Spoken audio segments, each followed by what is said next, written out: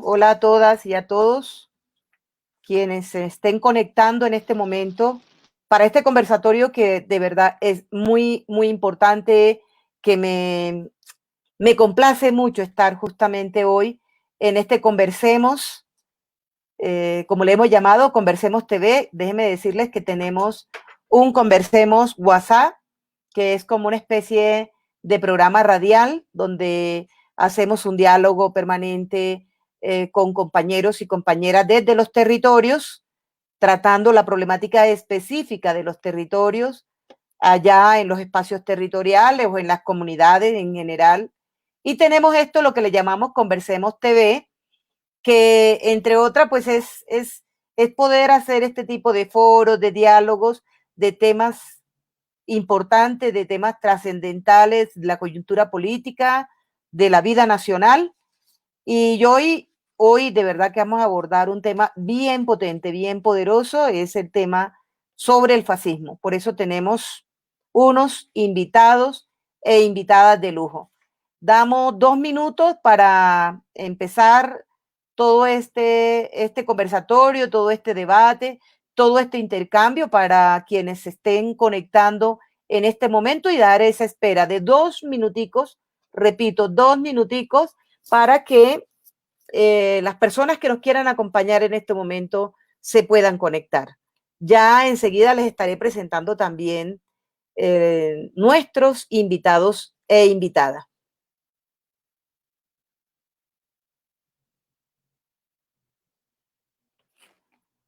Bueno,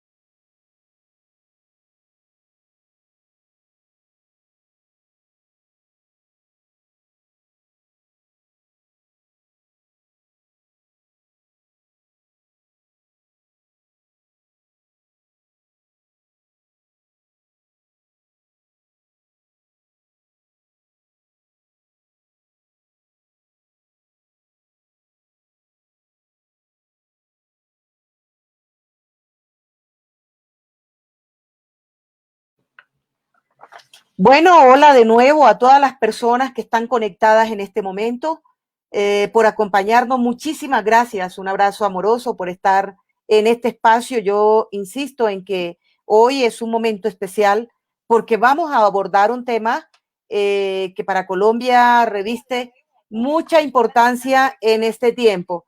Entonces, quería expresarles eh, repito, nuestro agradecimiento primero a ustedes quienes nos acompañan en este instante y por supuesto también a nuestros invitados y empiezo de inmediato pues hablando del tema, un tema que en este momento en Colombia puede ser muy útil discutirlo. Estamos hablando sobre el fascismo, ¿no? El fascismo es un tema bastante complicado y queremos identificar como esas características de lo que es el fascismo, de lo que ha sido el fascismo, si podemos hablar de fascismo actualmente o de neofascismo o de qué tipo de fascismo podemos hablar y en Colombia si esto se está configurando un fascismo sí o no en Colombia. Entonces, frente a esta temática, repito, quisiéramos abordar varios aspectos, por ejemplo, hay que preguntarnos, ¿no? ¿Hay señales de fascismo en Colombia o no?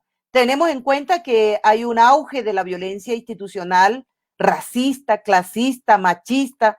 Todos esos elementos son reales en nuestro país. Hay un espionaje político hacia la oposición, hacia los jóvenes, a las periodistas, a los periodistas, a las personas en las redes sociales. Todos estos aspectos, insisto, son muy difíciles, muy complicados en nuestro país, que lo estamos viendo. También hay una concentración de poder total en manos del presidente y de su partido de extrema derecha, porque con el tema de la pandemia, pues son ellos quienes han estado en este momento, hay un hiperpresidencialismo, como le hemos llamado. También el poder del servicio, o sea, el poder está al servicio de los bancos. Todas las medidas que ha tomado este gobierno es justamente hacia la banca, hacia favorecer la banca y no a las personas más afectadas por la pandemia y por la crisis económica, social, política y humanitaria que tenemos en nuestro país. Así que para estos temas, entrando en materia de inmediato, presento al profesor Sergio de Zuviría, quien es nuestro querido profesor, amigo, filósofo, de un luchador por la paz, un hombre comprometido absolutamente por la paz de Colombia. Es un intelectual muy reconocido en todos estos temas, así que con Sergio queremos entrar a abordar de inmediato. Sergio, ¿qué es el fascismo? ¿Cómo le podemos explicar a la gente de manera eh, concreta, sencilla, que todo el mundo le quede claro qué es el fascismo? Cuando hablamos de fascismo, ¿de qué estamos hablando, Sergio? Bueno, no podría iniciar sin felicitar a Victoria Sandino, a su equipo, que hayan escogido un tema tan relevante para la realidad latinoamericana y para la realidad colombiana, como la pregunta sobre las tendencias fascistas en América Latina y Colombia. Por eso saludo, felicito a Victoria y su equipo por esta importantísima convocatoria a conversar sobre temas urgentes de nuestra realidad. Empezaría señalando que en América Latina hemos sido bastante reacios a utilizar el término fascismo y a veces o evadimos o simplemente nos consolamos hablando de que hay extrema derecha. Pero considero que la teoría política y los historiadores del fascismo, desde la década del 90 del siglo XX, han subrayado la importancia de volver a recuperar el concepto y volver a tematizar el retorno nostálgico del fascismo. Si bien es un concepto bastante volátil, como el término dictadura, el término autoritarismo, el término populismo, hay que hacer esfuerzos por pensarlo a fondo. Voy a intentar hacerlo en dos momentos. Primero, sostener tres tesis que me parecen claves para ingresar a la discusión y la conversación, y luego un intento panorámico de caracterización del fascismo. La primera tesis, creo que es un debate que hay un relativo consenso. El fascismo es un fenómeno típicamente moderno de la etapa capitalista. No es algo de sociedades precapitalistas o feudales, como sugería en algunos estudios Sigmund Freud. Para Walter Benjamin, para la Escuela de Frankfurt, cuando abordan el fascismo, lo consideran el peor producto posible de la modernidad capitalista. Es una forma reaccionaria de modernismo que nunca critica el capitalismo, no es antisistémica y no se opone a la economía de mercado. Segunda tesis.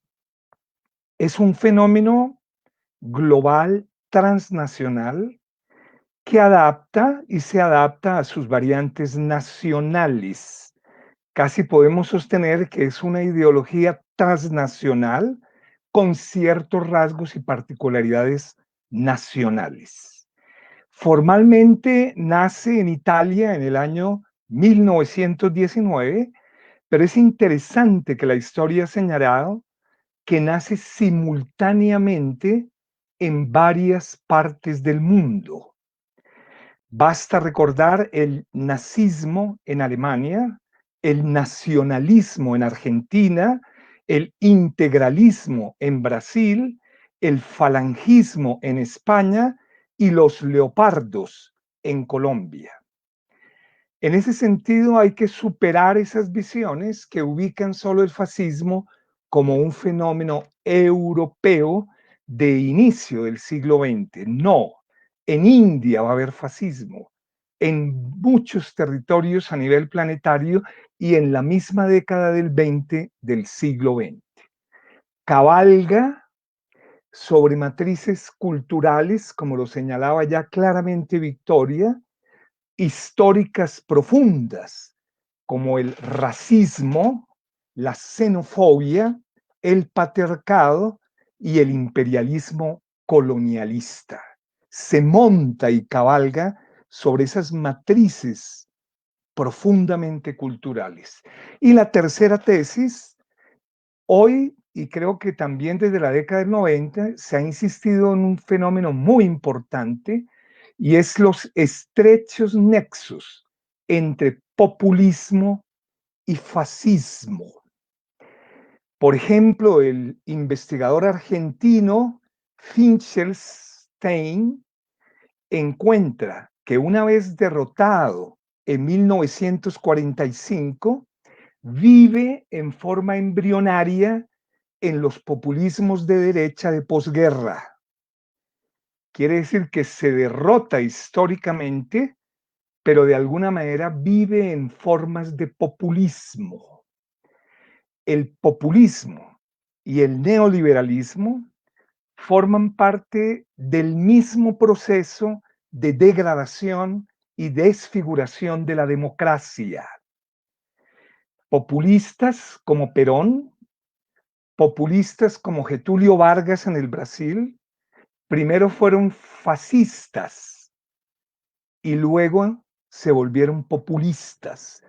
Y esto en la biografía intelectual es importante y tocaría profundizarlo mucho más en el caso de Colombia. En ese sentido, el populismo se convirtió en una forma de democracia autoritaria y nada impide, absolutamente nada impide, que ese populismo recaiga en sus antiguos fundamentos fascistas. Dos ejemplos súper concretos. El peronismo neofascista de la década del 70, que apoyó todas las dictaduras. Y Amanecer Dorado de Grecia, que terminó del populismo pasando completamente al fascismo. Por eso Teodor Adorno sostiene una tesis muy importante. El mayor peligro es cuando el fascismo sobrevive en condiciones de aparente democracia. Es aún más peligroso que cuando las tendencias fascistas están atacando la democracia. A partir de esas tres tesis, yo diría que siempre la mayor dificultad es si existe una ideología política o un concepto de fascismo con rasgos genéricos, completamente genéricos.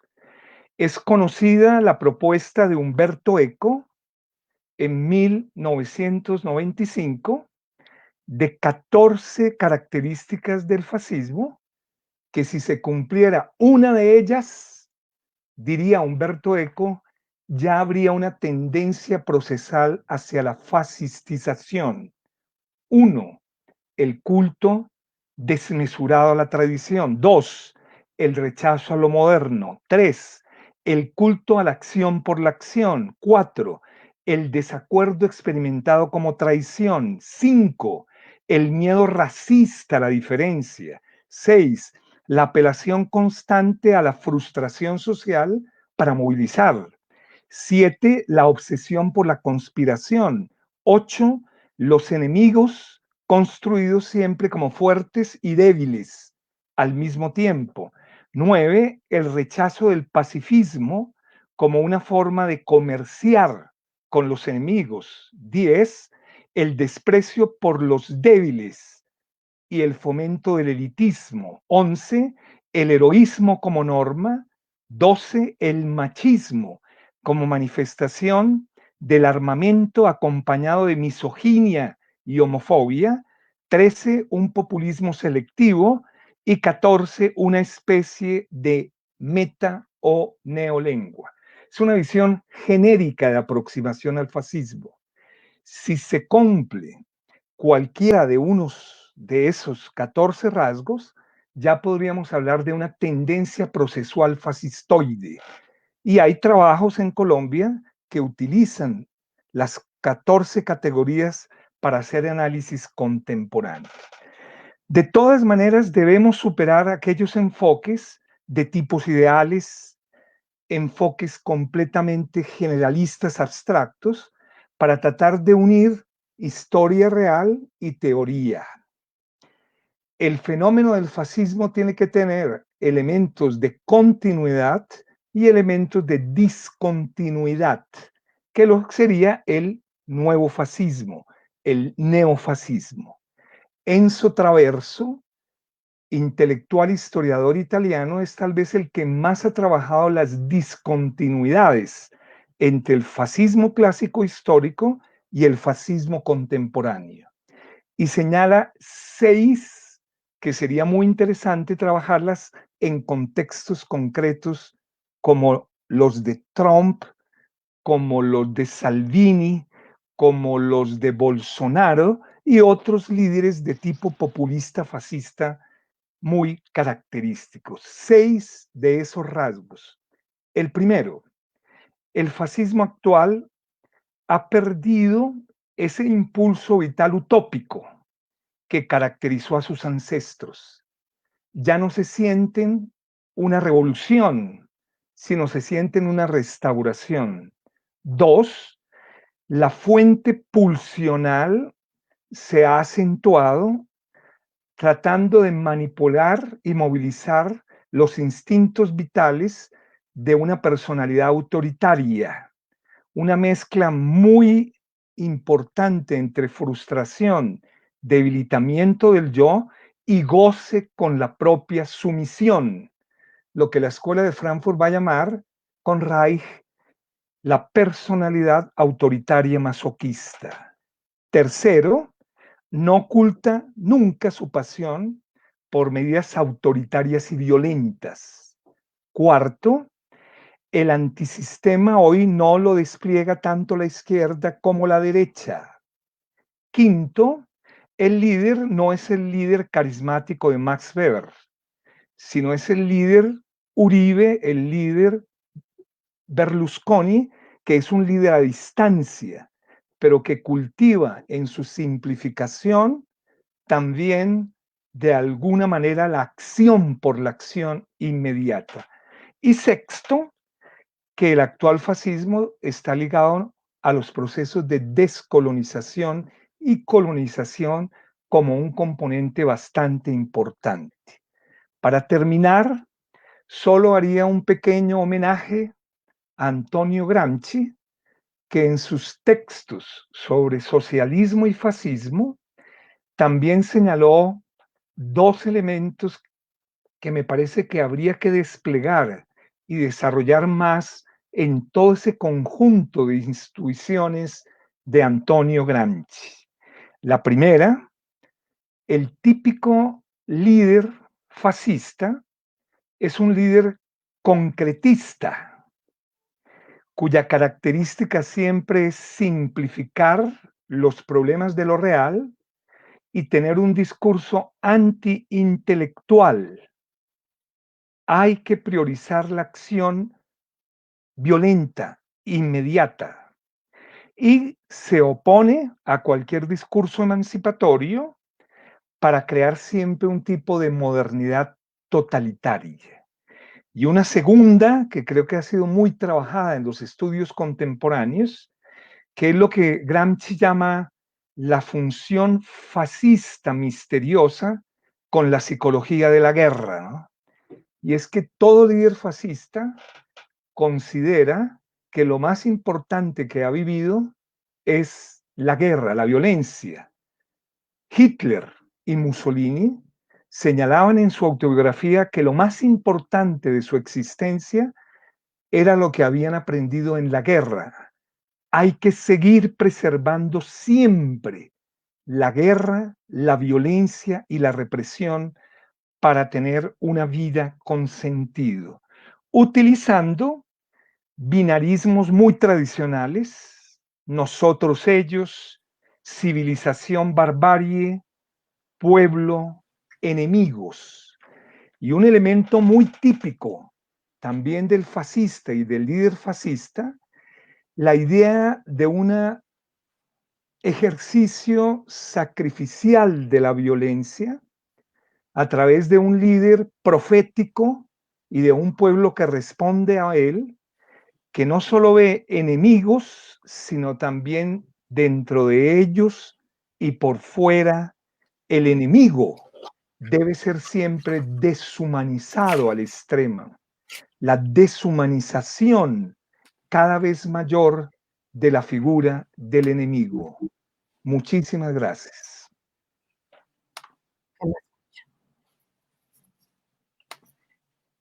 Muchas gracias. Muchísimas gracias, Sergio. De verdad que es siempre, siempre un honor y un placer escucharte frente a tus exposiciones y hoy justamente en un tema que es tan complejo, tan difícil, pues nos alienta mucho conocer esta realidad que nos estás planteando. Quisiera saludar pues a todas las personas que están conectadas en este momento. Así por encimita pude ver a María Cepeda, a Gloria Cuartas, a Ángela María Robledo, muchas gracias, queridas compañeras, a Imelda Daza, por supuesto, que también está aquí en este momento. Un abrazo para cada una de ellas y para todas y todos quienes nos están siguiendo ahorita aquí en esta transmisión tan importante. Aquí está un amigo a quien admiro, a quien aprecio, a quien quiero muchísimo, a quien le debemos en Colombia también mucho, y es Enrique Santiago. Es diputado español, abogado. Enrique no solamente es un aliado de la paz de Colombia, es un arquitecto también de esa paz. Con Enrique, la asesoría permanente en La Habana, siempre, siempre acompañándonos de manera decidida, Enrique, todo este tiempo. Y por eso hoy yo sé que en este momento, pues Enrique, allá ya es la madrugada, ¿no? Ya está en la madrugada, Enrique no ha dormido y sin embargo lo comprometimos para que nos acompañara en este intercambio, así como lo ha hecho Sergio y lo están haciendo todos ustedes.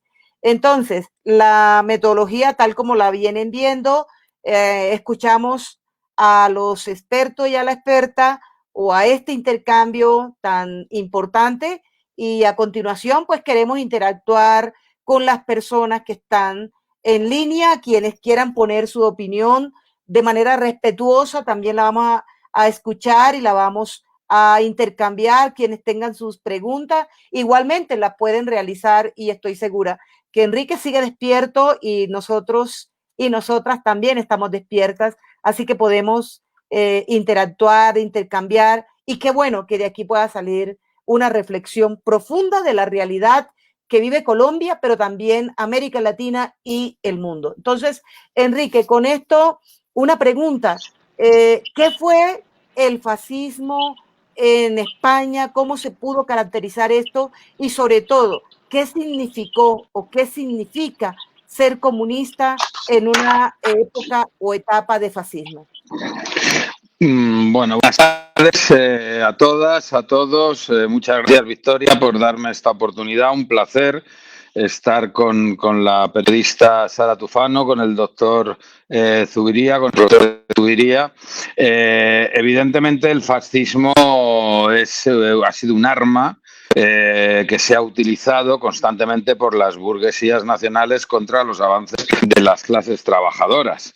Ha sido un arma utilizada para controlar a la clase trabajadora en las situaciones de crisis del régimen político, en los momentos en los que se alumbraba una posibilidad de cambio social y político, por lo menos, y esa es la experiencia que ha habido en Europa, ¿no? En los momentos de mayor auge del movimiento verde, del movimiento revolucionario, la burguesía ha trabajado para poner en marcha movimientos fascistas que consiguieran reconducir las fuerzas del pueblo hacia posiciones autoritarias y conservadoras y se alejarán de opciones revolucionarias. El fascismo es, sin duda alguna, la negación práctica del materialismo histórico, la negación de cualquier valor democrático, la negación del racionalismo de la Ilustración, y es la construcción de un ideario basado en la reafirmación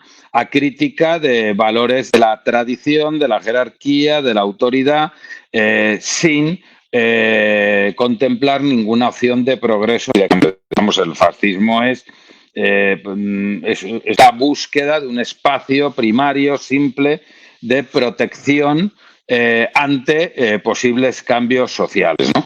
En Europa ha sido utilizado contra el movimiento obrero a principios del siglo XX de forma profusa, en Italia, pero en muchos otros lugares, en Croacia, en Alemania, en nuestro país, en España. El movimiento fascista se puso en marcha para contrarrestar los movimientos más importantes de avance del Frente Popular en los años 30, en la Segunda República, para contrarrestar el avance del Frente Popular y bascular el arraigo obrera en ese Frente Popular, en movimientos proletarios, bascularlo hacia esas posiciones conservadoras.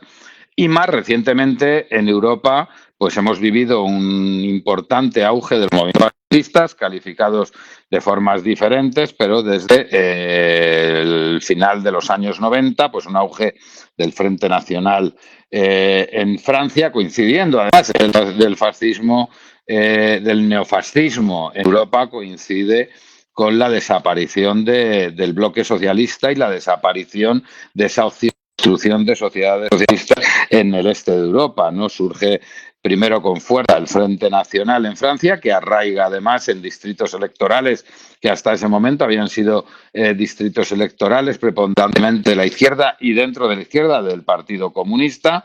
Arraigan con fuerza en Hungría, es decir, el modelo de Hungría es un modelo pues muy claro de un gobierno autoritario, un régimen autoritario dirigido por Viktor Orbán desde hace años, que incluso ha sido advertido por la Unión Europea, que tampoco es que se caracterice por una actitud democrática, ha sido advertido en numerosas ocasiones del recorte de libertades públicas y el desplazamiento de la institucionalidad democrática de forma paulatina, ¿no? En Italia hemos visto cómo ha surgido con fuerza ese movimiento denominado la Liga, que es un movimiento claramente fascista. En los países nórdicos, ahora mismo, que era el paraíso de la socialdemocracia en Europa, en todos ha arraigado con fuerza partidos políticos de ultraderecha. En Holanda estuvieron a punto de ser la fuerza política más votada, estuvieron a punto, y en nuestro país, pues ahora en España, pues todo el mundo ha visto el surgimiento de una nueva fuerza política, claramente. Yo más bien creo que es muy adaptada a las características españolas, más que fascista. Yo la definiría como claramente neofalangista. Es una reproducción estilizada de los valores de la falange española y de los postulados de la falange española, con además una puesta en valor de las características de la Constitución española más heredadas del antiguo régimen autoritario, como la jefatura de Estado no elegible, por ejemplo, es decir, venera los espacios de ausencia de democracia que son palmarios en nuestro país. Por ejemplo, en la Constitución española, a diferencia del resto de las constituciones europeas, pues no contempla la elección del jefe de Estado, pero lo que se dice muchas veces, bueno, no tiene mayor trascendencia porque es una monarquía parlamentaria que apenas tiene un efecto simbólico. Bueno, no es exacto, ¿no? La Constitución española, por ejemplo, reserva algo tan serio como es la jefatura de las Fuerzas Armadas al jefe del Estado, en este caso al rey, en este caso a una institución no elegida, pero no solamente no elegida, sino tampoco sometida a ningún tipo de control. La Constitución española no establece ningún mecanismo de revocabilidad, suspensión, control de esa jefatura de las Fuerzas Armadas. Precisamente llama la atención cómo este nuevo partido falangista pues ensalza los escasos valores constitucionales que ensalza, precisamente pues esa jefatura del Estado no elegible y esa jefatura de los ejércitos no removible y no controlable por el poder civil. Pero yo toda esta reflexión quería señalar que en buena medida no perdamos de vista que el auge del fascismo ahora mismo, por lo menos en Europa, yo creo que en todas partes del mundo, tiene mucho que ver con el fracaso, con el previo auge del neoliberalismo económico y político y con el fracaso, con su incapacidad para satisfacer las necesidades de las inmensas mayorías de la población.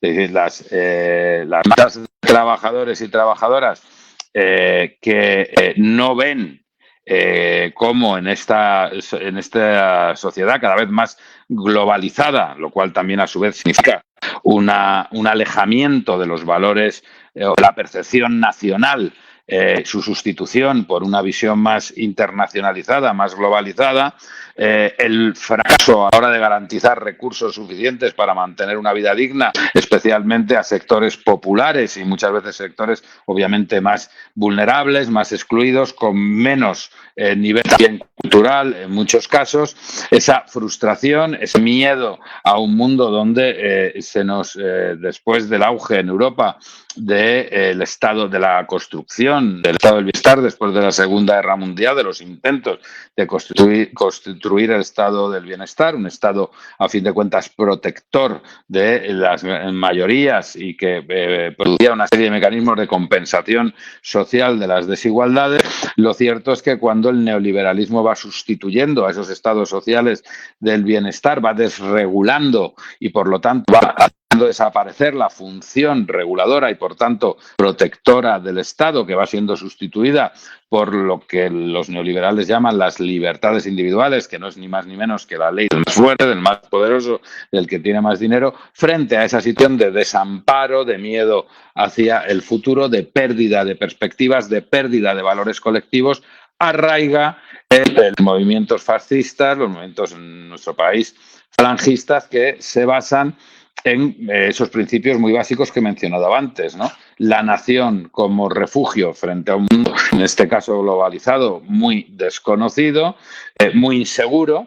La autoridad del padre, en ese sentido, la autoridad, pues la búsqueda ante la desaparición de los mecanismos de compensación y del Estado social, su debilitamiento, pues se vuelve a buscar la autoridad de un padre que es sustituido por la inmensa mayoría de las veces por un líder autoritario que representa a esa organización fascista.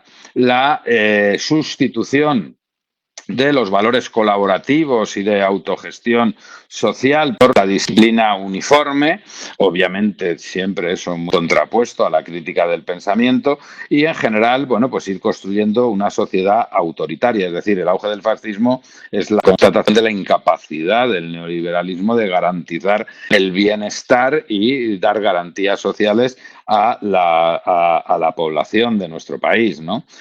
Yo, desde el punto de vista la victoria electoral, y ya trasladándome a Colombia, la victoria electoral del Centro Democrático, lo que también puso de manifiesto es de alguna forma, esa falta de seguridad de la población, también por una pérdida de la capacidad del Estado de hacer avanzar políticas sociales y la construcción también de un ideario que tiene todas las peculiaridades también del fascismo en cualquier país del mundo, ¿no? Construido en torno a un líder autoritario e incuestionable, con un desprecio absoluto de los valores democráticos y una visión, además de como ofreciendo dar protección a su pueblo, construyendo, en vez de una sociedad democrática, una sociedad carcelaria, y un país donde se están cercenando los espacios de crítica y de libertades públicas constantemente, ¿no? Donde además la violencia se convierte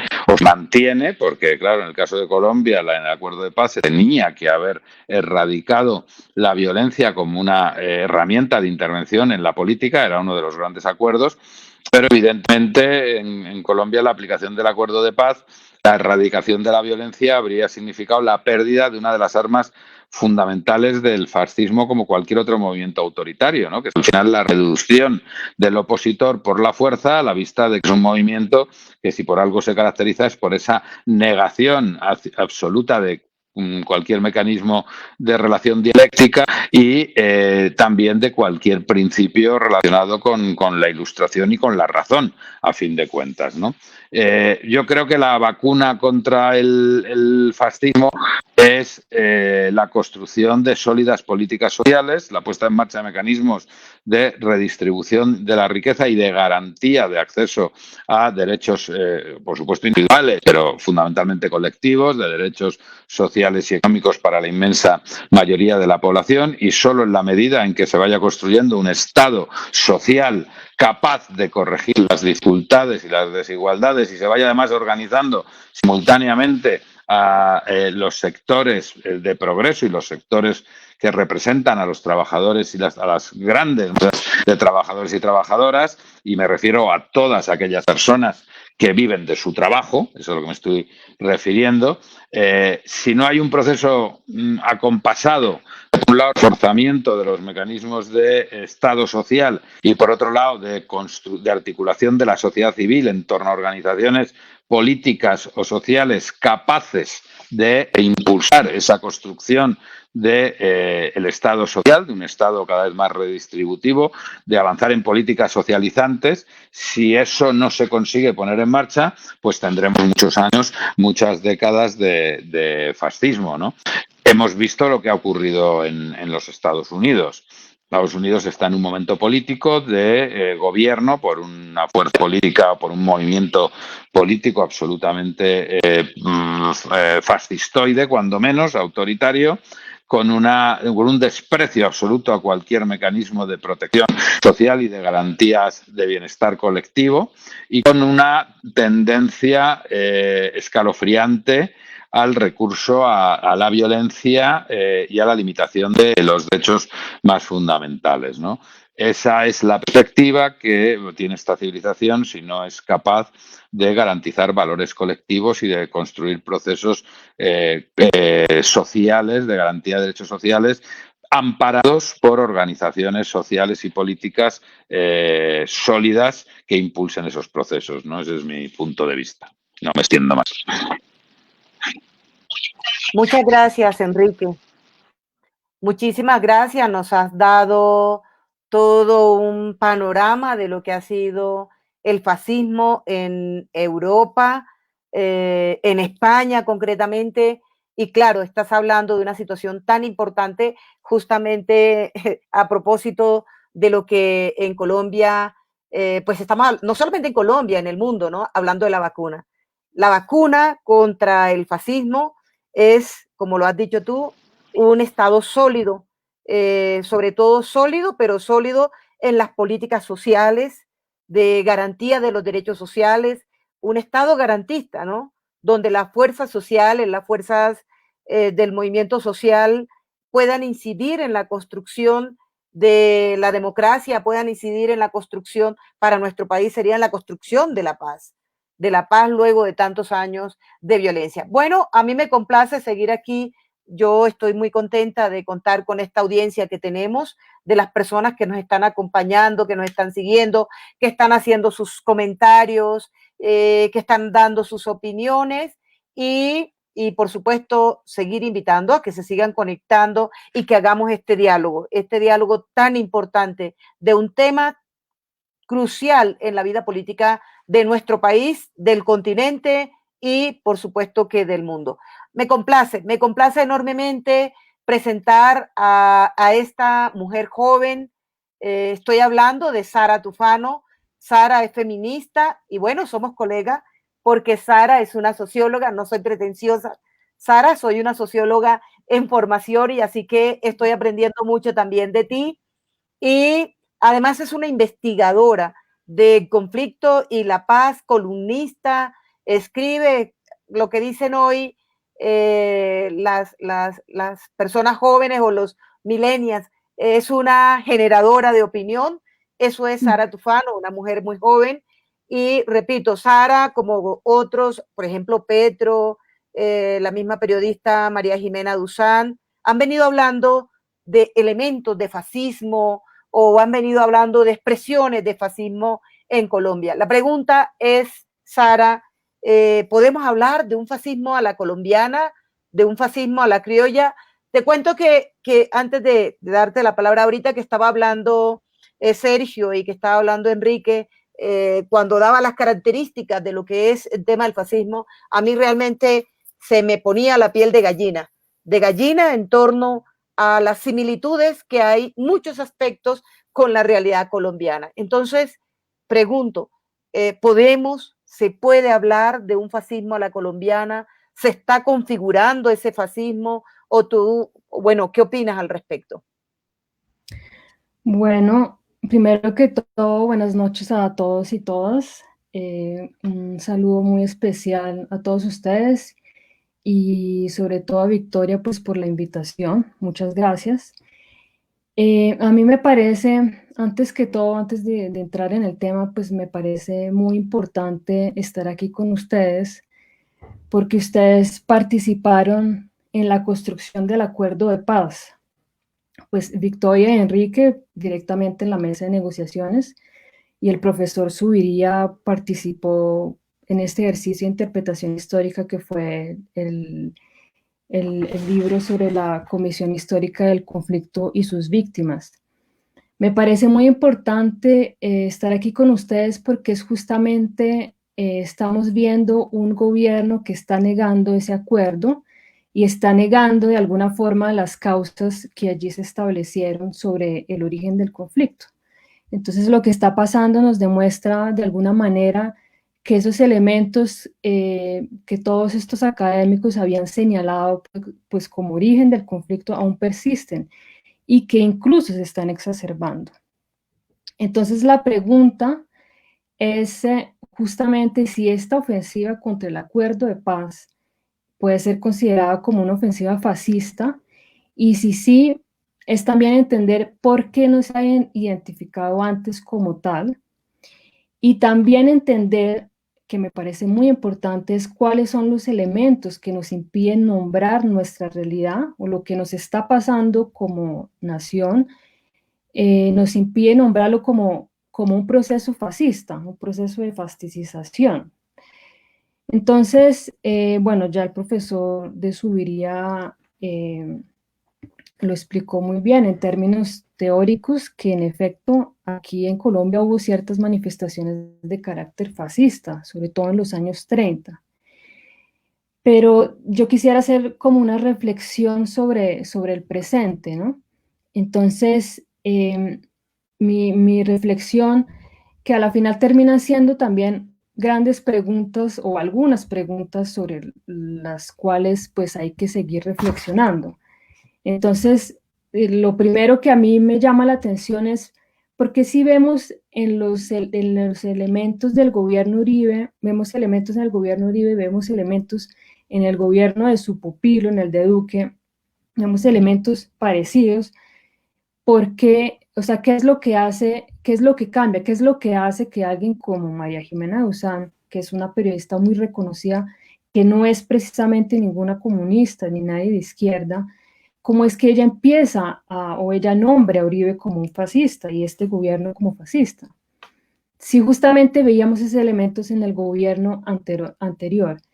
Entonces yo creo que algo muy importante para que hay que discutir y que hay que entender, porque también eso nos va, estamos también en un proceso de construcción de un bloque antifascista, ¿sí? De alguna forma, si queremos que las cosas cambien, ese es también el trabajo. Entonces la diferencia es que en los gobiernos de Uribe había un consenso generalizado sobre la necesidad de una ofensiva militar contra las FARC, que tuvo el beneplácito de todas las élites, medios de comunicación, analistas, periodistas. Fue un régimen también basado en la mentira, porque fue basado en la mentira, avalado por gran parte de la población, o por lo menos nos hicieron creer que estaba avalado de alguna forma. Pero en la práctica veíamos todo lo que estamos viendo ahora, y yo quisiera citarles a ustedes un informe que se llama El embrujo autoritario, y fue publicado hace ya casi 20 años.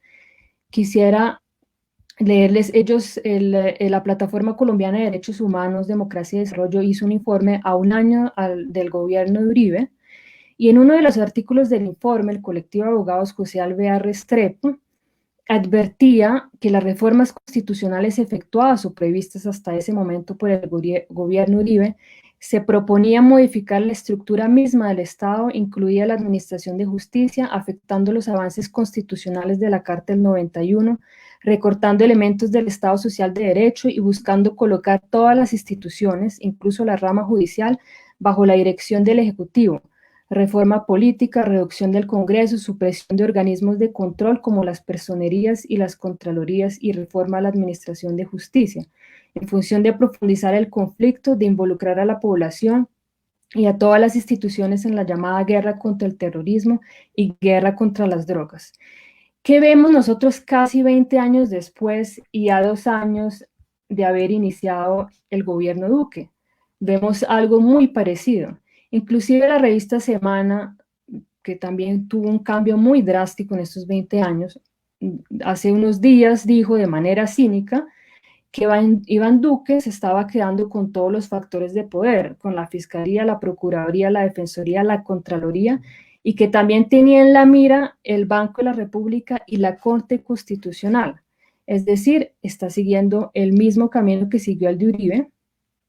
En pocas palabras, nosotros transitamos hacia una dictadura, y esto, para la opinión pública en general, parece ser visto como algo completamente normal. Es decir, que hace casi 20 años, como ahora, el horizonte histórico del uribismo es la dictadura. Ahora hay todavía unas personas, bueno, dicen que es una autocracia, porque seguramente autocracia no suena tan fuerte, pero hay muchas personas que sí se están extrañando y diciendo, bueno, ¿qué es lo que está pasando? Entonces es muy interesante ver cómo son regímenes parecidos, o sea, es el mismo régimen de alguna forma, el régimen uribista en contextos diferentes, pero en un momento a esas élites les sirvió tener ese régimen autoritario y dictatorial y con rasgos fascistas. Les sirvió delegar, digamos, el trabajo de exterminio, que es lo que está sucediendo, el trabajo de exterminio a una fuerza política que en algún momento podía, digamos, desligarse de ella, que fue lo que pasó con el acuerdo de paz. Las élites colombianas permitieron una erosión gradual de la democracia sin ningún problema, permitieron el desmantelamiento del Estado Social de Derecho, el desmantelamiento de la Constitución del 91 sin ningún problema. Una gran contradicción, porque mientras se establecía la Constitución, también se permitía que llegara al poder ese tipo de régimen de exterminio de su propia población, porque eso es lo que hace este régimen. Entonces, en este nuevo gobierno, muchas personas se demoraron en entender qué era lo que estaba pasando. Desafortunadamente, pues los procesos ideológicos, digamos que toman un tiempo, porque hace 20 años igual había organizaciones defensoras de derechos humanos que estaban alertando sobre lo que estaba sucediendo. Hubo muchas personas que alertaron sobre lo que estaba sucediendo y fueron también asesinados. Entonces, creo que eso también hay que tenerlo en cuenta. Pero bueno, una parte de esas élites, de esa clase media, que solo reacciona cuando ya es demasiado tarde, se está dando cuenta que aquí hay un problema. El uribismo pierde esa hegemonía debido al proceso de paz, pero ahí hay también un problema grande, que es lo que creo con lo que están lidiando, digamos, las élites que negociaron el acuerdo de paz. Es que si uno lee los libros de los negociadores, como Humberto de la Calle u otros, uno se da cuenta que ellos reconocieron el conflicto, pero y por eso negocian, claro, pero la matriz discursiva del gobierno anterior permanece en muchos aspectos y es por eso que de alguna forma Duque puede ganar y este gobierno puede movilizar algunos discursos que no fueron totalmente eliminados por el gobierno anterior. ¿Y qué hemos visto en este gobierno? Como ya lo decía, esta tendencia, o sea, avanzamos de una democracia a una dictadura, de eso, o sea, esto ya no es una democracia, esto sí lo podemos decir con plena seguridad. Y sobre el fascismo, como teóricamente no hay un consenso sobre la definición del fascismo, porque obviamente son contextos diferentes, no podemos decir que es un fascismo clásico. Entonces, en el caso, por ejemplo, de Brasil, los intelectuales y académicos hablan prefieren hablar de cómo se actualizan los discursos y estrategias de tradición fascista en ese país y en este acá también. O cuáles son las pasiones, las emociones que han caracterizado el fascismo y cómo se actualizan a nuestra realidad. Porque obviamente no podemos decir que el fascismo fue derrotado y que todo lo que el fascismo movilizó, dejando a un lado, digamos, el fascismo como régimen político, sino la parte de las pasiones que movilizó, de los discursos y de las estrategias discursivas y políticas que movilizó, no podemos decir que desaparecieron. De alguna forma ellas permanecieron y hay una especie de actualización. Mayo del 68, por ejemplo, fue una manera pues de entender que ese sistema, esa forma de gerenciar el capitalismo en ese entonces no cumplía realmente su propósito y ahí hubo también una especie de regreso. Entonces el fascismo nunca ha estado ausente, ¿sí? Y como decía el profesor de Zuviría, hay algunos elementos. Los especialistas hablan del culto de la violencia exacerbado y la creencia de que la salvación para el país es la eliminación del enemigo interno. La idea del enemigo interno en Colombia nunca se ha ido, siempre ha estado ahí. Y recientemente se ha caracterizado pues, por ser la guerrilla, por ser las FARC y otras guerrillas desde el nacimiento de las guerrillas revolucionarias en los años 60. Y ahora ustedes han escuchado que se habla de las nuevas FARC. Ahora todos los contradictores del gobierno somos las nuevas FARC. Es absolutamente, desde Santos hasta las FARC que ya están legalizadas y ya se están reincorporando, hasta una periodista como María Jimena Duzán. Realmente todos caben ahí porque son todos los que están en contra de las políticas de este gobierno. La deshumanización del otro y el exterminio, que nosotros lo hemos visto en múltiples ocasiones a lo largo de nuestra historia, no solamente con la Unión Patriótica.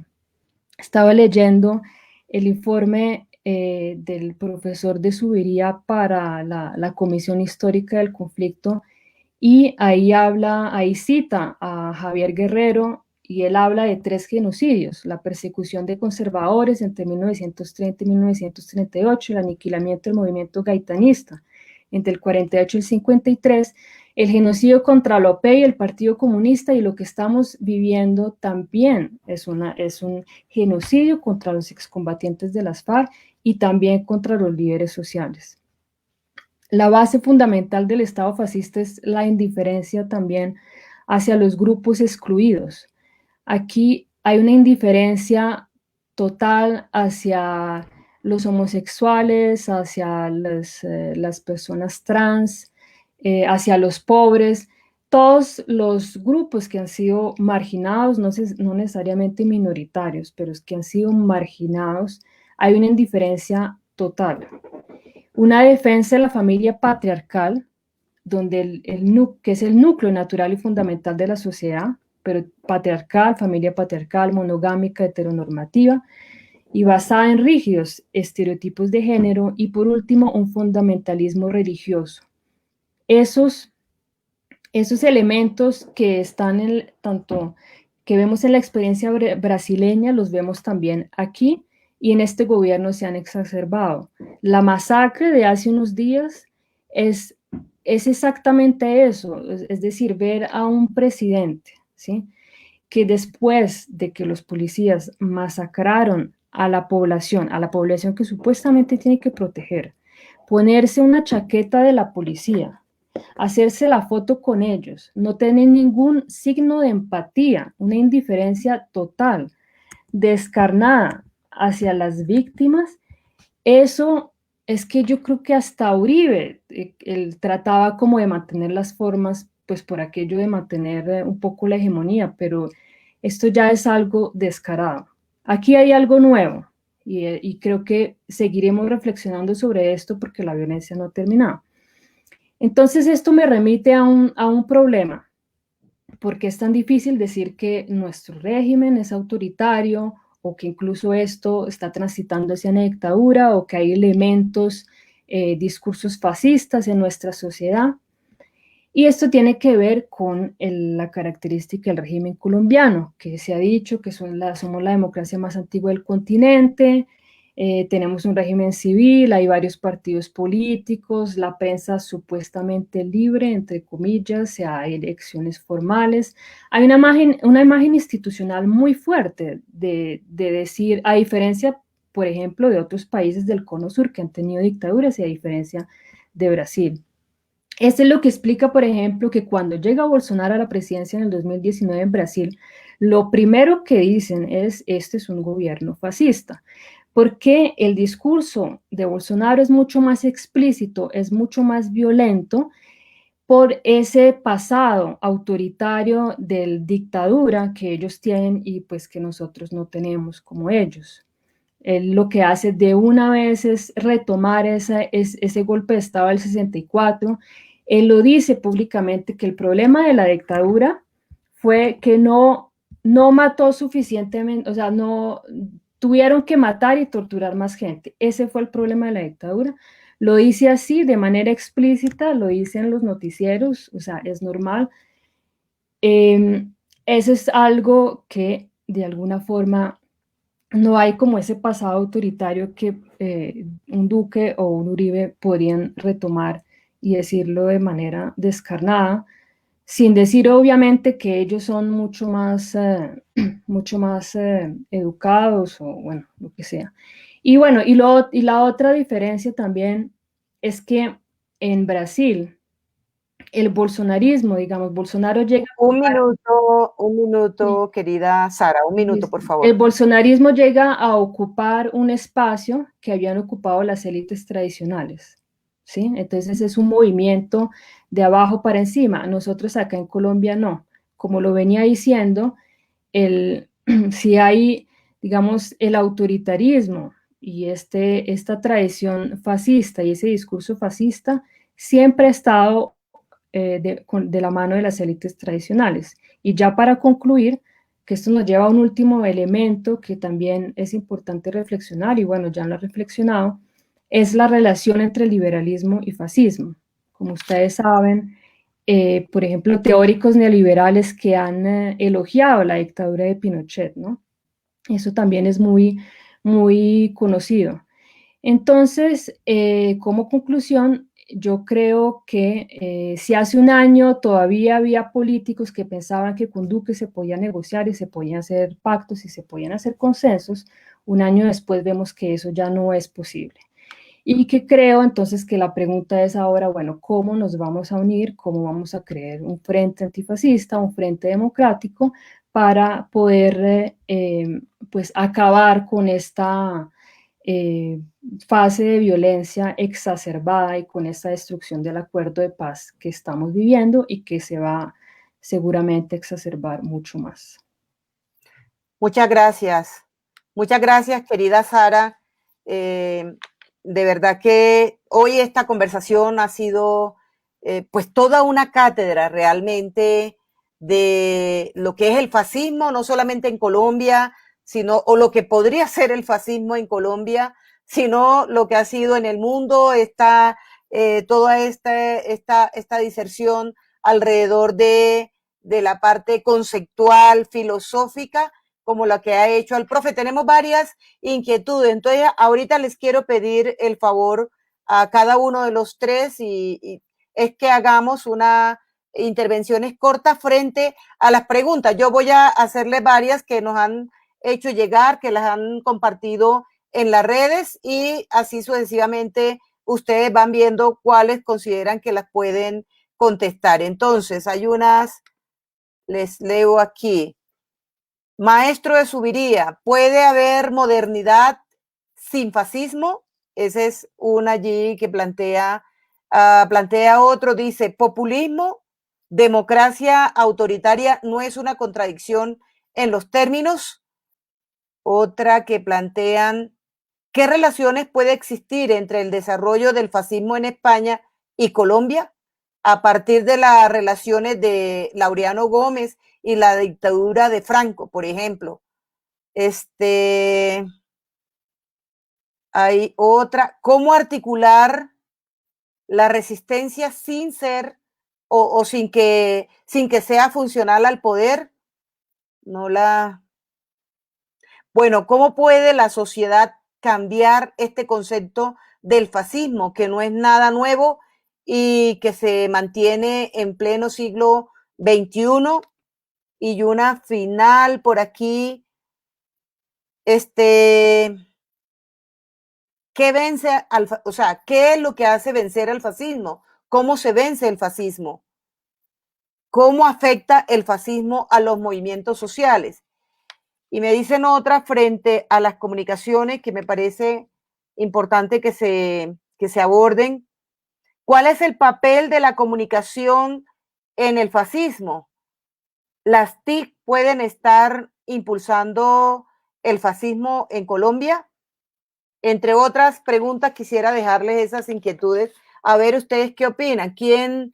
Tratemos de dar unas 4 minutos quienes aborden las respuestas. Ustedes determinan cuáles cada quien elige y demos 4 minutos a cada quien para que podamos seguir en este intercambio con las personas que nos están siguiendo, a quienes saludamos de verdad de manera amorosa por estar compartiendo este escenario, por dar sus opiniones. Y antes de que empecemos, quisiera recordarle, mire, este es un intento o no es un intento, realmente es una práctica, lo que le hemos llamado Conversemos TV y Conversemos WhatsApp o Conversemos Radio. Recuerden que este programa queda grabado allí en Facebook, también lo podemos compartir en las otras redes sociales, en Twitter, en Instagram, y queremos escuchar sus opiniones. O sea, este es un trabajo que hacemos, un trabajo juicioso de investigación. Nos pueden proponer temas, está todo el equipo de trabajo de la UTL, también el equipo de trabajo que nos acompañan en todo este proceso de lo que hemos llamado, o de lo que es, no es lo que hemos llamado, sino la Comisión de Mujer, Género y Diversidades. Así que, repito, aquí hay muchos espíritus, muchos corazones comprometidos. Así que, de nuevo, un abrazo para todas y para todos, y tienen la palabra ustedes, por favor. ¿Quién quiere empezar?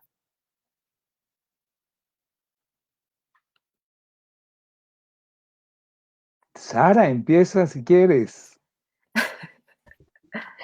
4 minutitos, Sara. Bueno, pensaba que iba a ser el mismo orden. Pues yo recojo las preguntas como para ir pensando en cómo vencer al fascismo, y una pregunta que es sobre la comunicación en el fascismo, que fue algo que no mencioné y creo que pues ha sido muy importante y que se ha analizado muchísimo, y es el papel de la mentira, ¿no? La mentira es fundamental. Pues si no fuera por la mentira, estos regímenes pues no se sostendrían. Yo yo mencioné el hecho de que durante el gobierno Uribe, pues ese gobierno también se sostenía a través de la mentira, solo que no era reconocida como tal. Solamente empieza a ser reconocida como tal después del acuerdo de paz y durante este gobierno, cuando vemos que un Uribe ya muy debilitado en detención domiciliaria empieza a hacer pues recurso de todo su arsenal de mentiras para salir impune, como siempre ha sucedido. Este gobierno, como es pues un gobierno, dicen que Duque es un títere, pero pues realmente está siguiendo el proyecto político de su jefe, pero él también tiene agencia, ¿no? Él podría tomar otro rumbo, él podría tomar otro tipo de decisiones, pero lo increíble y lo que de verdad es chocante es ver a una persona sin experiencia seguir totalmente el libreto que le ha sido impuesto e inclusive exacerbarlo mucho más. Y vemos cómo la mentira ha tomado un papel relevante. En Colombia se había hablado bastante sobre el papel de la mentira durante el plebiscito, durante el acuerdo de paz, cuando pues todos quedamos extrañados con pues esa idea de que todos se iban a volver homosexuales con el acuerdo de paz, la ideología de género, mejor dicho, el socialismo se iba a implementar en Colombia. Después de eso, yo no vi que hubiera mucho debates y muchos análisis alrededor de eso. Y ahora regresa, pues, con esa idea de que todos somos las nuevas FARC y de cualquier crítica al gobierno es vista como pues, una amenaza. Yo creo que es muy importante hacer ese trabajo de identificar las mentiras. Y no sé, y ahí yo creo que hay que reflexionar un poco más porque yo no sé si a eso se le puede hacer frente solamente con algo que nosotros llamamos verdad, ¿sí? Es decir, hablar con un fanático uribista es casi imposible. Y tú le puedes mostrar la realidad tal cual como es, le puedes explicar lo que es el acuerdo de paz, le puedes hablar sobre el origen del conflicto armado, etcétera, y esa persona no te va a entender porque es algo irracional y es algo muy a partir de las emociones. Entonces yo creo que a eso hay que tener más cuidado, hay que estudiar y entender más cómo opera eso.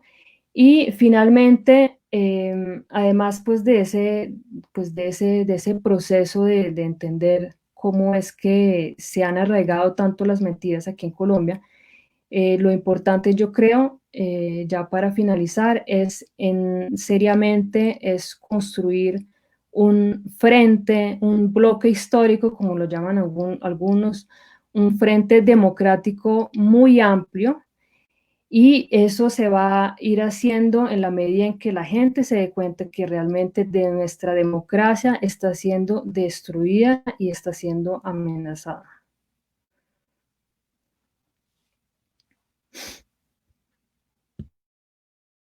Sí, bueno, pues para continuar por el mismo orden inverso, bueno, en primer lugar, claro que ha habido una relación entre España y Colombia en la extensión organizativa del fascismo. De hecho, creo que Colombia es el único país del mundo donde la falange como fuerza política se trasladó, se trasladó en sentido figurado, se trasladó políticamente y llegó a existir un movimiento falangista en Colombia, ¿no? No ha existido en ningún otro lugar del mundo y a semejanza de falangismo español, que en ese momento era el partido único del régimen franquista en los primeros años tras la guerra, ¿no? Que luego se fue sustituido por el dictador, por un partido creado más a su imagen y semejanza, el Movimiento Nacional, que se transformó la Falange junto con sectores católicos. Pero en todo caso, yo creo que es muy importante esto último que ha señalado Sara, las mentiras, las fake news como base de crecimiento y expansión del fascismo. A eso yo añadiría el negacionismo, o sea, el negacionismo, que es una posición tremendamente antidialéctica, ¿no? Que es lo que de alguna forma consolida y cohesiona a las masas atraídas al fascismo, y luego sobre todo el odio. O sea, el fascismo utiliza el odio como un arma para dotarse de cohesión y para explicar lo inexplicable, es decir, la absoluta intolerancia implícita en el franquismo, la falta de tolerancia, la falta de cualquier tipo de sensibilidad para establecer cualquier política de reconciliación, de encuentro, de construcción de consenso en base a la destrucción y la anulación de lo que es diferente, lo que no se conoce, lo que se ignora. El odio es un arma fundamental porque el odio es muy poderoso para cohesionar desde el desconocimiento de todo aquello que no encuentras una explicación racional, una explicación lógica, ¿no? El problema de utilizar el fascismo, el odio como arma, es que el odio degenera en violencia, la violencia degenera en conflicto, y esto hay que tenerlo muy claro. O sea, el auge del fascismo a lo largo de la historia siempre ha ocasionado guerras y destrucción. Y es cierto, y yo creo que la receta existe y está experimentada. Únicamente los frentes democráticos, la amplia coincidencia y convergencia de movimientos políticos y sociales coincidentes en torno a la defensa de los valores democráticos simples, de tolerancia, de respeto y de permisividad, es lo que permite frenar el fascismo, pero habitualmente a lo largo de la historia el fascismo, una vez que se ha empoderado, no se ha dejado frenar democráticamente, y ello ha ocasionado conflictos bélicos directamente, ¿no? Antes de ayer, en el Parlamento español tuvimos que debatir una propuesta de este partido fascista, Vox, que directamente lo que proponía era la ilegalización de fuerzas políticas, de todas las fuerzas políticas que coincidían con la descripción que ellos hacen en ese mensaje de mentiras y odios. Básicamente los partidos nacionalistas de periféricos en el Estado, catalanes, vascos, gallegos, se proponía claramente la ilegalización. ¿Por qué? Porque además es la forma ya de ir exterminando, ir anulando adversarios políticos que les permiten ir cada vez más hegemonizando por la fuerza espacios de dominio y espacios de gobierno, ¿no? Es decir, el fascismo no oculta y no disimula que su concepción de la democracia es la eliminación por cualquier medio del adversario, ¿no?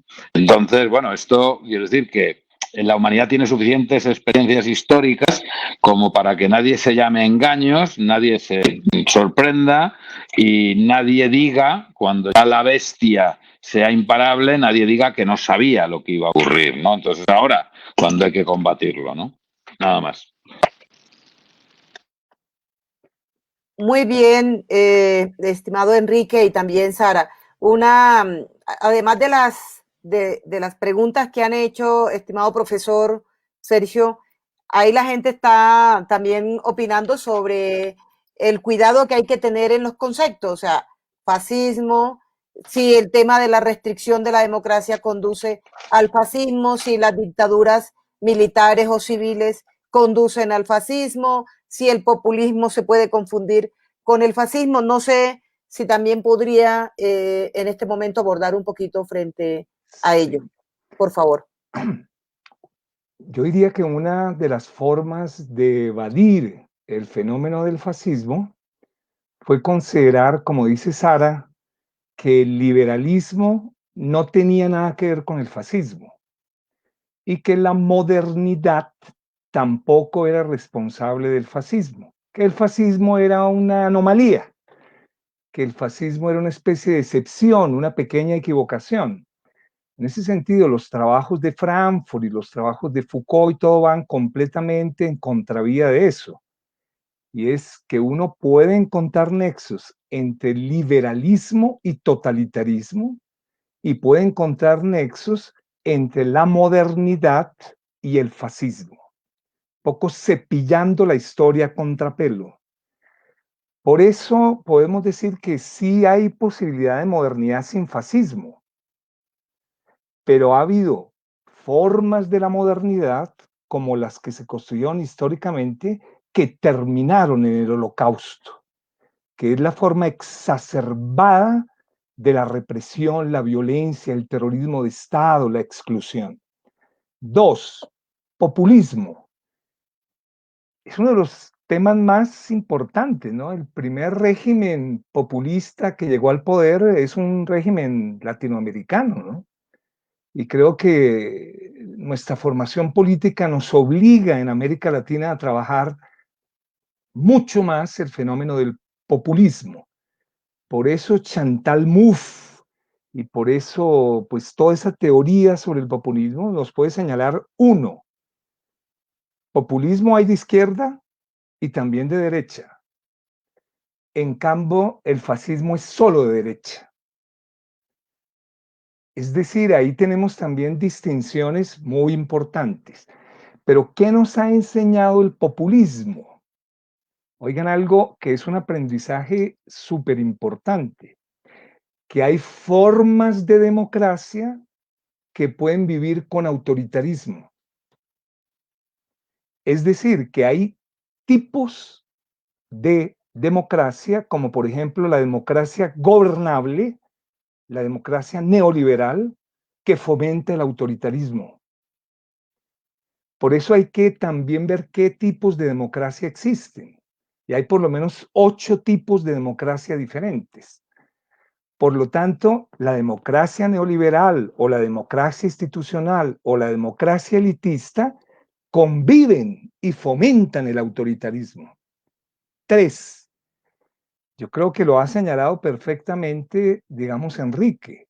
Si hay un tema clave en la historia política de Colombia, es la importancia que tuvo la Guerra Civil Española, el fortalecimiento del hispanismo católico y el fortalecimiento del franquismo. Manuel Marulanda Vélez, en su autobiografía, dice que él a los 8 años en su ciudad natal, Génova, veía marchas todos los fines de semana con estandartes, gritando, ¡viva el rey! ¡Viva la Virgen! Y ¡viva Franco! Quiere decir que el hispanismo que analiza pues, Rafael Gutiérrez Girardot, del hispanismo católico, contrarreformista, antiluterano y demás, tiene mucho que ver con nuestra historia. 4, ¿se puede hacer resistencia sin ser funcional al poder? Depende del tipo de resistencia. Porque hay, como dice André Gors, hablando de Rosa Luxemburgo, hay reformas no reformistas y hay reformas que le sirven al sistema capitalista. Por eso hay que siempre preguntarse si las reformas que estamos viviendo son reformas anticapitalistas, antisistema, no reformistas, o reformas funcionales al neoliberalismo. Hay muchos programas que se dicen de izquierda que están fortaleciendo el neoliberalismo. Y la pregunta más difícil, ¿cómo se vence el fascismo? Yo creo que lo primero que hay que hacer es considerar que el fascismo no está fuera, que el fascismo no es simplemente algo externo, que el fascismo no es simplemente capital financiero, como lo explicó un poco el estalinismo, sino yo creo que ahí tanto la Escuela de Frankfurt como Foucault nos han dado claves fundamentales. No es sino que se lea uno ese bellísimo trabajo de Michel Foucault que se llama Introducción a una vida no fascista, que es el prólogo a la obra de Deleuze y Guattari titulada El Antiedipo, y él da ahí 7 normas. La primera norma es: no os enamoréis del poder. La segunda norma: no creáis que la lucha social se limita a derechos individuales. La Tercera norma, no creáis que la militancia es triste. Bueno, no quiero, digamos, hacer toda la síntesis del camino Foucaultiano para combatir el fascismo, pero el fascismo no solo se resuelve con frentes antifascistas, porque el fascismo ya anuda en nosotros y nosotras. Y en ese sentido, las prácticas del cuidado, las prácticas de una vida fascista, las prácticas del no consumismo, las prácticas del ecologismo socialista, las prácticas comunitaristas, las prácticas del buen vivir son fundamentales. Ahí terminaría, pero un poco la última pregunta es esta. Nuestra falta de formación política, que no es muy alta, ni en la universidad ni en los partidos políticos, nos tiene muy confundidos porque de alguna manera conceptualmente confundimos totalitarismo con autoritarismo, con dictadura, con fascismo. Entonces nos toca volver a los conceptos. Las diferencias entre cada una de esas nociones es clave para combatir al enemigo verdadero. Ahí terminaría.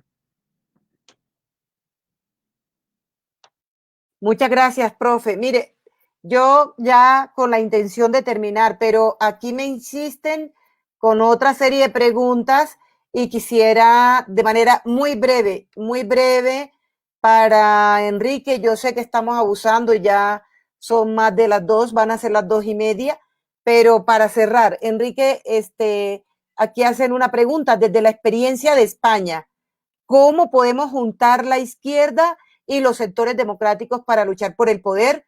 Y para Sara y el profe Sergio, bueno, habría que mirarlo como desde la experiencia de ustedes de Izquierda Unida y de Podemos, ¿verdad? Y para Sara y el profe Sergio, ¿qué opinan ustedes? ¿Cómo ven la posibilidad de un gran bloque de izquierda sólido realmente que pueda, o de sectores alternativos que puedan confrontar el fascismo? Y yo simplemente les sugiero, o sea, de cara, miren lo que ha sucedido en nuestro país, ¿no?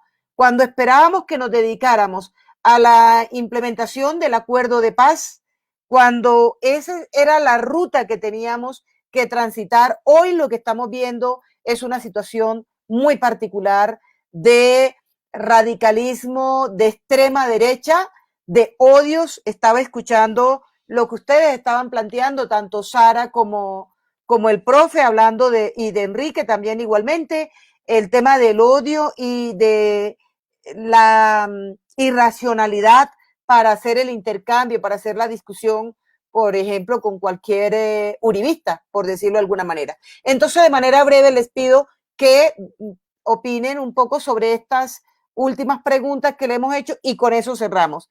Me da pena con las personas que nos están siguiendo y que siguen todavía preguntando, pero no quiero abusar de verdad del tiempo, y también de Enrique, que debe descansar un poco.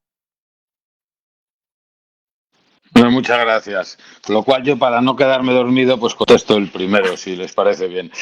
Entonces, bueno, en primer lugar, yo creo es imprescindible siempre, para cualquier avance y proceso de cambio social, es imprescindible forjar amplias alianzas entre los sectores democráticos progresistas, ¿no? Eso es básico, sectores de izquierda y los sectores democráticos. Y eso, francamente, yo creo que la experiencia acumulada en los últimos años nos va dando algunas claves. En primer lugar, programa. O sea, un programa colectivo de avances, un programa mínimo, no un programa complejo, programa mínimo que signifique mejorar las condiciones de vida de los pueblos. Segundo, tener el suficiente criterio para saber anteponer en cada momento de toma de decisiones lo principal a lo secundario. Y en tercer lugar, una garantía en todo momento, como guía, una garantía de los derechos humanos. O sea, yo creo que a veces la izquierda no ha sabido entender que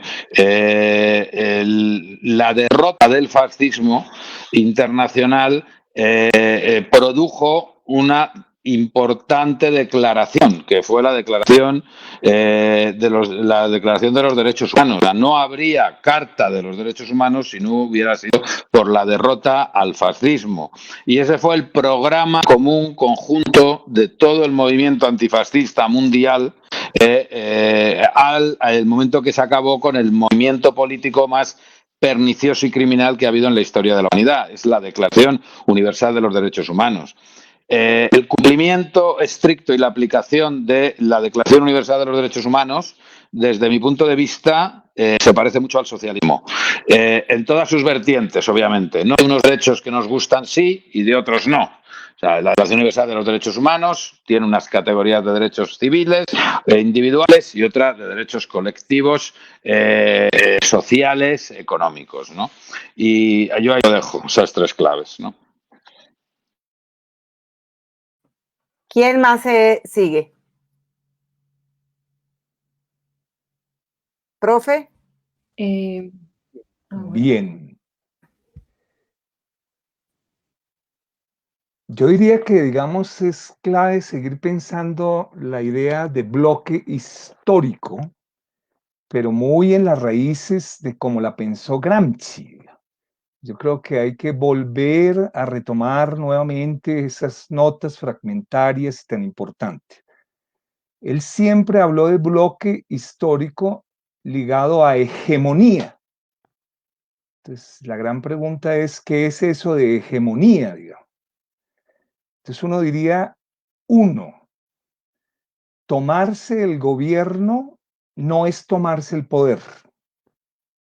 Eso es lo primero que hay que aclarar porque mucha gente confunde tomarse el gobierno y tomarse los parlamentos con tomarse y transformar las relaciones de poder.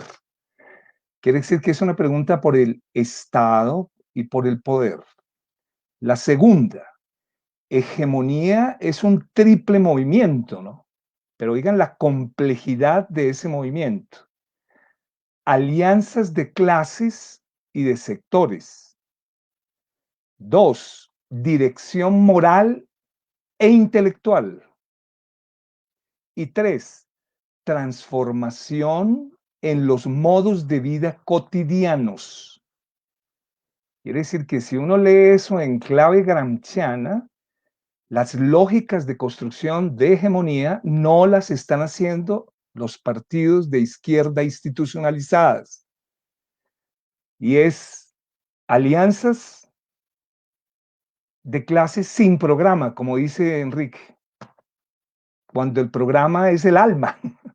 2, poca formación política, poca alfabetización política, poca lucha callejera, poca organización de masas, poco despliegue territorial, liderazgo moral e intelectual con el ejemplo. Y algo fundamental que plantean las feministas comunitaristas, insurgentes y demás, que Gramsci es tal vez el que más insiste en eso, pero poca atención se le ha puesto. Modos de vida cotidianos. Si el tipo de liderazgo sigue siendo como es, no va a haber transformaciones. Porque los tipos de liderazgo de los sindicatos y partidos de izquierda están completamente desactualizados con el movimiento real. Quiere decir que hay que leer a Gramsci, Negri. Bueno, ¿qué tipo de liderazgo están pidiendo los jóvenes de hoy? ¿Qué tipo de formas extra e intraparlamentarias? Bueno, el feminismo comunitarista latinoamericano, y volvemos al problema siempre, ¿qué es lo común? Yo creo que sobre eso la producción en América Latina es magistral. Por eso creo que esa obsesión medio paternalista, estadolocéntrica, de que hay que ser gobierno ya, sin producir larguísimos procesos culturales, educativos, políticos de hegemonía, nos lleva al fracaso de los movimientos progresistas de América Latina. La instrumentalización del miedo, yo creo que eso sí es un tema fundamental que tenemos que seguir trabajando. Aquí tengo un libro completo, por ejemplo, de filosofía, que es todas las compilaciones que hay sobre cómo se instrumentaliza comunicativamente el miedo. Y empieza por un artículo de Ernst Bloch, el gran filósofo de la esperanza. Y es, si tenemos algo que trabajar, es cómo se banaliza el mal, se instrumentaliza el odio y se canalizan políticamente las emociones para el autoritarismo fascista. Y en eso Teodoro Adorno, en sus trabajos sobre la propaganda fascista, es un maestro para enseñarnos cómo el fascismo lo logró hacer efectivamente. Ahí terminaría. Muy bien, muchas gracias, profe. Y Sara, por favor, te tocó cerrar a ti. Me tocó cerrar brevemente. No, pues para finalizar, recoger ideas que ya han sido mencionadas, y es que nosotros tenemos que partir de la base de que aquí se está destruyendo la democracia, el Estado Social de Derecho, el acuerdo de paz. Hay un proceso de destrucción y lo que se quiere es que ese proceso de destrucción no avance. O sea, lo que se quiere es ampliar la democracia. Entonces, ¿cómo se hace eso? Y yo creo que lo fundamental realmente es un programa en donde muchísimas fuerzas políticas y sociales también definan qué es lo más importante. Si a mí me preguntaran, yo creo que lo más importante es la defensa de la vida, porque es que en Colombia siempre han matado y siguen matando por pensar diferente. Y acá uno no puede pensar que como hace unos años mataban a 500 personas y ahora matan a 50, entonces está bien. Eso no se puede tolerar, eso no se puede aceptar. Y yo creo que lo más importante es llegar a ser una sociedad en donde nosotros no toleremos la muerte de nadie, de una persona. Es que eso no puede seguir sucediendo. Nosotros nunca seremos una verdadera democracia si eso sigue ocurriendo. Eso es lo que a mí me parece que no se ha internalizado y que muchas personas no entienden. Entonces el programa es fundamental.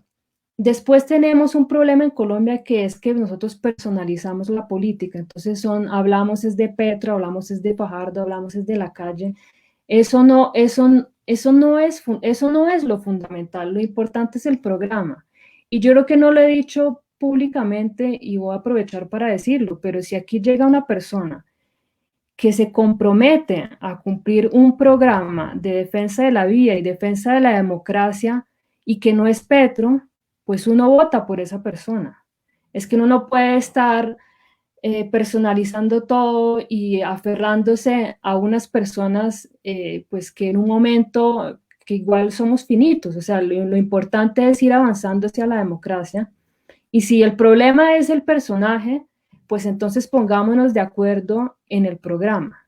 Yo creo que eso es fundamental, un programa que sea feminista también, como lo ha mencionado, antirracista y anticapitalista, porque como lo decía el profesor Sergio Zuviría, es que hay que entender que el neoliberalismo es incompatible con la democracia.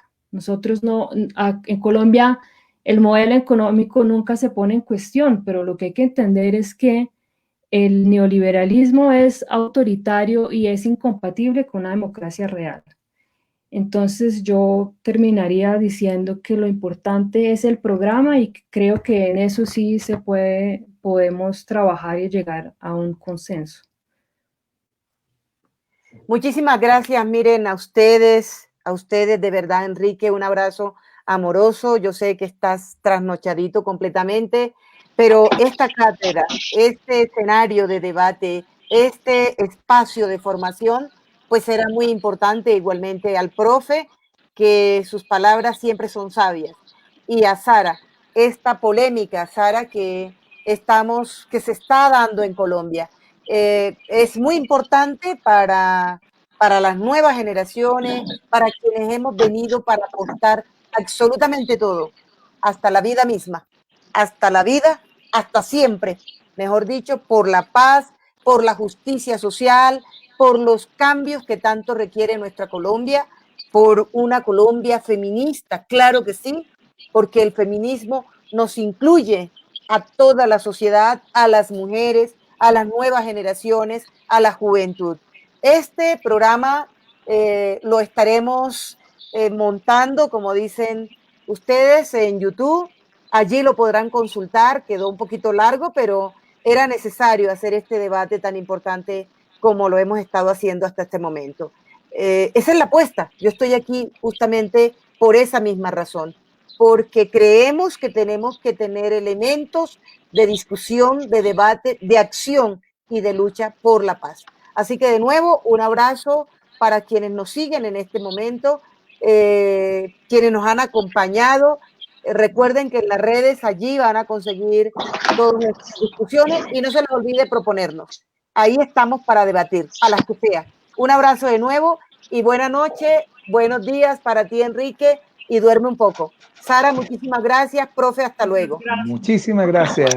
Muchas gracias, un placer. Cuídense y buenas noches y buena suerte. Felicidades. Chao, saludos. Chao.